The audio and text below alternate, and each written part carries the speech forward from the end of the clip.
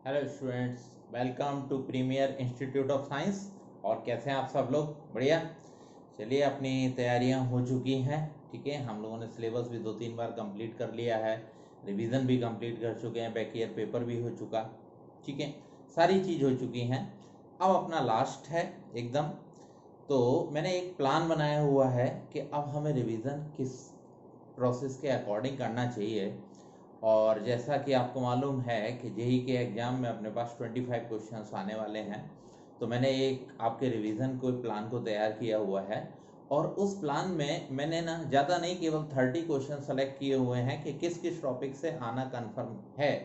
उन 30 क्वेश्चंस में से मतलब मैंने 30 क्वेश्चंस की सेलेक्टिंग की हुई है कि यहाँ से ये 30 क्वेश्चन आएंगे।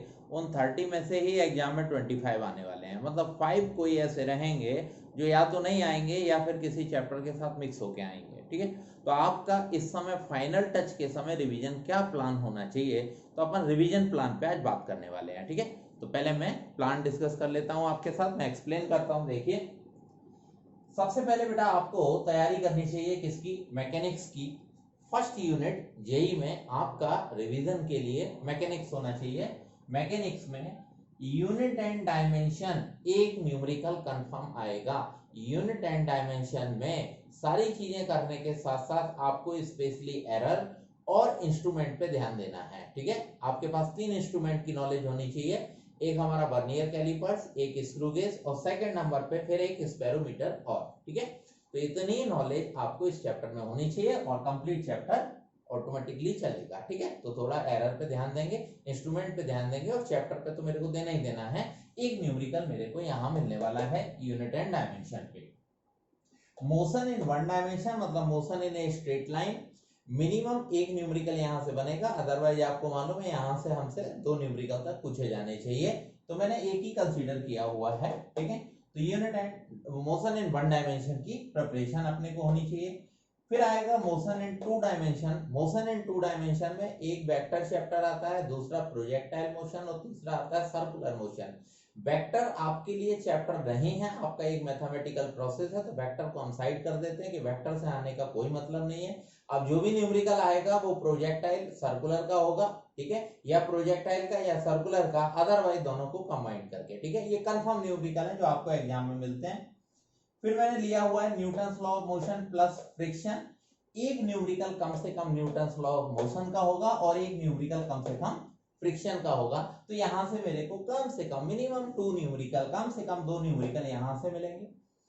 वर्क पावर एंड एनर्जी, इस चैप्टर को बहुत अच्छे से तैयार करना है। वर्क पावर एनर्जी कम से कम, कितना भी कम करेगा, एक न्यूमेरिकल आपको यहां से तैयार करके देगा। इसी में आप कंजर्वेशन ऑफ मोमेंटम को ले लेंगे और इसी में आप कोलिजन भी तैयार करेंगे। ठीक है, फिर रोटेशनल मोशन, ये रोटेशनल मोशन और लॉज ऑफ मोशन, ये 2 चैप्टर आपको बहुत अच्छे से तैयार करने होते हैं, क्योंकि सबसे ज्यादा न्यूमेरिकल पूछे जाने का चांस इसी में से होता है। तो नेक्स्ट हमारा चैप्टर होना चाहिए रोटेशनल मोशन। ठीक है, कम से कम एक न्यूमेरिकल, हो सकता है 2 भी मिले, पर मैंने एक ही सपोज करके प्लानिंग तैयार की हुई है। ग्रेविटेशन एक न्यूमेरिकल यहां से मिलने वाला है मेरे को। अब मैंने एसएचएम सिंपल हार्मोनिक मोशन को यहीं लिया हुआ है, एक न्यूमेरिकल तो कम से कम ये एसएचएम सिंपल हार्मोनिक मोशन मेरे को एग्जाम में देने वाला है। इलास्टिसिटी सरफेस टेंशन, ठीक है, अगर न्यूमेरिकल आया तो या तो इलास्टिसिटी से होगा, नहीं सरफेस टेंशन से होगा। एडवांस लेवल पे देखें तो ये दोनों गायब भी हो सकते हैं। ठीक है, अभी इन दोनों में से किसी एक से न्यूमेरिकल कंफर्म होगा। ठीक है, properties of fluid, properties of fluid मतलब मेरे को फ्लो ऑफ लिक्विड की तैयारी करनी है। फ्लो ऑफ लिक्विड में स्पेशली आर्किमिडीज प्रिंसिपल तैयार कर लेना और उसकी प्रॉपर्टियों को। ठीक है, आपका एक न्यूमेरिकल इस चैप्टर से बनेगा ही बनेगा। हो सकता है बर्नौली से ना आए, लेकिन ऐसा पेपर नहीं बनेगा जिसमें आर्किमिडीज की बात ना हो, तो आर्किमिडीज को बहुत अच्छे से तैयार करेंगे, वहां के न्यूमेरिकल मेरे को बहुत अच्छे से आना चाहिए। तो ऐसे मैंने लिस्टिंग की 10, बस यहाँ 2 चैप्टर प्लस किए हैं, तो 11 क्वेश्चन मैंने यहाँ से तैयार किए। अब हम लोग आएंगे इलेक्ट्रोडायनामिक्स। इलेक्ट्रोडायनामिक्स में सबसे पहला चैप्टर इलेक्ट्रोस्टैटिक्स। ठीक है, हो सकता है आपको 2 न्यूमेरिकल मिले, लेकिन एक तो मिलना ही मिलना है कंफर्म, तो इलेक्ट्रोस्टैटिक्स एक न्यूमेरिकल यहां से मिलेगा। कैपेसिटेंस, ठीक है, हो सकता है 2 मिले, लेकिन कम से कम एक तो एक न्यूमेरिकल कैपेसिटेंस। उसके बाद करंट इलेक्ट्रिसिटी, आपको मालूम है एक तो मिलना ही मिलना है। ठीक है, एक नहीं छूट सकता, तो कम से कम एक न्यूमेरिकल आपको ये देके जाएगा। मैग्नेटिक इफेक्ट ऑफ करंट, एक से ज्यादा न्यूमेरिकल मिलते हैं, मेरे को 2 न्यूमेरिकल तक मिलने का चांस है, लेकिन कम से कम 1 मिलेगा क्योंकि मैंने पूरी लिस्टिंग 1 न्यूमेरिकल मान के की हुई है। मैग्नेटिज्म 1 न्यूमेरिकल मेरे को मिलना ही मिलना है। Electromagnetic induction minimum 1 numerical, alternating current minimum 1 numerical. तो अगर देखा जाए तो ये मेरे पास थे 11, ठीक है, मैंने एक प्लस किया हुआ था 11 और 7, ठीक है, ये 18 न्यूमेरिकल मेरे यहां से तैयार हो गए। फिर मेरे को इसके बाद मतलब फर्स्ट मेरे को मैकेनिक्स यूनिट पे कमांड करना चाहिए, सेकंड मेरे को इलेक्ट्रोडायनेमिक्स पे करना चाहिए, और थर्ड नंबर आपके लिए जेई वालों के लिए थर्ड नंबर होती है हीट, ठीक है। हीट पूरी यूनिट को ये जेई में केवल चैप्टर के फॉर्म में लेते हैं। तो kinetic theory of gases 1 numerical, thermodynamics 1 numerical, confirm है ये होने ही होने हैं एग्जाम में। Thermal properties of matter, thermal properties of matter में ये 4 टॉपिक कंसीडर करेंगे। थर्मोमेट्री भी इसी में होगा, कैलोरीमेट्री भी इसी में होगा, थर्मल कंडक्शन भी इसी में होगा, ठीक है, और इसके साथ साथ थर्मल एक्सपेंशन भी इसी में होगा। तो इस पूरी यूनिट को आप तैयार करेंगे तो आपको 3 न्यूमेरिकल यहां से मिलेंगे, ठीक है, कम से कम ये 3 यहां से मिलेंगे। उसके बाद हीट तैयार करने के बाद आपके सीक्वेंस में आना चाहिए लाइट। लाइट में बेटा हम लोग पूरी लाइट को जेई में टॉपिक के फॉर्म में लेते हैं, मतलब चैप्टर के फॉर्म में। आप कंप्लीट रे ऑप्टिक्स तैयार कीजिए। रे ऑप्टिक्स में जो भी न्यूमेरिकल आने का चांस होगा मिरर से कम ही आते हैं, ठीक है। मेंस लेवल पे मिरर में से पूछा जाएगा आपसे, तो आप क्या करें, प्लेन मिरर, कर्व मिरर। इसके बाद अब ये हमारा रिफ्लेक्शन कंप्लीट हुआ, अब हम आएंगे रिफ्रैक्शन। रिफ्रैक्शन में प्लेन सरफेस, इंक्लाइंड मतलब प्रिज्म, और कर्व सरफेस मतलब लेंस, ये मेरे को सारे के सारे तैयार होने चाहिए, और इसी के साथ मेरे को ऑप्टिकल इंस्ट्रूमेंट तैयार होना चाहिए, ठीक है। इतना हम तैयार करेंगे तो कंफर्मली एक तो मिलेगा ही मिलेगा, ठीक है, एक से ज्यादा मिलेगा आपको पक्का, लेकिन मैंने फिर भी एक ही कंसीडर किया है। वेव ऑप्टिक्स तैयार करेंगे। वेव ऑप्टिक्स में आपको सिर्फ इंटरफेरेंस, पोलराइजेशन, डिफ्रैक्शन पे काम करना है। इन तीनों को तैयार करो, कम से कम इन तीनों में से तो एक से तो पूछे ही पूछा जाएगा, ठीक है। हालांकि यहाँ से दोनों टॉपिक से आने का चांस होता है, लेकिन मैंने एक ही कंसीडर किया हुआ है।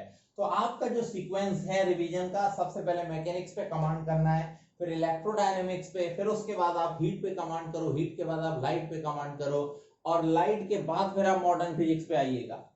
मॉडर्न फिजिक्स में मैं आपको बता दूं फोटो इलेक्ट्रिक इफेक्ट पे आप काम करेंगे। इस चैप्टर को सॉल्व कर लीजिए। यहां से एक numerical, atomic structure 1 numerical, atom and nucleus 2 numerical बनने चाहिए, पर कम से कम 1 न्यूमेरिकल होगा ही होगा। सेमीकंडक्टर तैयार कर लीजिए, आपको 1 न्यूमेरिकल कम से कम मिलने ही वाला है। कम्युनिकेशन सिस्टम 1 न्यूमेरिकल मिलेगा, ये एडवांस में नहीं मिल सकता, लेकिन आपको यहाँ मिलने वाला है, ठीक है, मेंस में। साउंड में आप आएंगे तो कंप्लीट साउंड में सिर्फ 2 न्यूमेरिकल की आप सपोज करके रखे हैं, 2 से ज्यादा आ गए, मान लो 3 आ गए तो अच्छी बात है, लेकिन 2 तो मिलेंगे। First numerical wave motion. Wave motion में आपको वेलोसिटी ऑफ साउंड पे काम करना है, आपको इंटरफेरेंस, बीट्स और स्टेशनरी वेव पे काम करना है। ज्यादातर चांस होता है यहां से वेलोसिटी ऑफ साउंड और इंटरफेरेंस, या फिर आपसे स्टेशनरी वेव पर न्यूमेरिकल पूछा जाएगा। स्टेशनरी वेव में भी स्पेशली आप क्लोज एंड ऑर्गन पाइप और ओपन एंड ऑर्गन पाइप पे ज्यादा ध्यान देना। उसके बाद डॉपलर इफेक्ट पर आप ध्यान देंगे। ये मैंने कंफर्मेशन न्यूमेरिकल वाले चैप्टर आपको दिए हुए हैं, जहां से आना ही आना है ना बेटा। तो देखो यहाँ से 10 और ये मेरे पास 7, कितना बना 17, ये 3 कितना बना 20, ठीक है, 5 इधर आता हूं 25, ये 27, ठीक है, और ये बना 29, या मैंने एक चैप्टर ऐड किया था तो कितना बना 30। तो मैंने ना आपके रिवीजन के लिए इस टाइप से सीक्वेंस बनाई है। तो ये टोटल मैंने कम से कम न्यूमेरिकल 30 सेलेक्ट किए। आप इन 30 न्यूमेरिकल पे काम कर लीजिए। 30 में से कोई 5 न्यूमेरिकल हो सकता है चैप्टर मर्जिंग में चले जाएं या इधर उधर हो जाएं, लेकिन उनमें से ही 30 में से ही मेरे को 25 एग्जाम में मिलने वाले हैं। तो ये मैंने आपके लिए सीक्वेंस तैयार की बेटा। तो सीक्वेंस आपको समझ में आ गई होगी।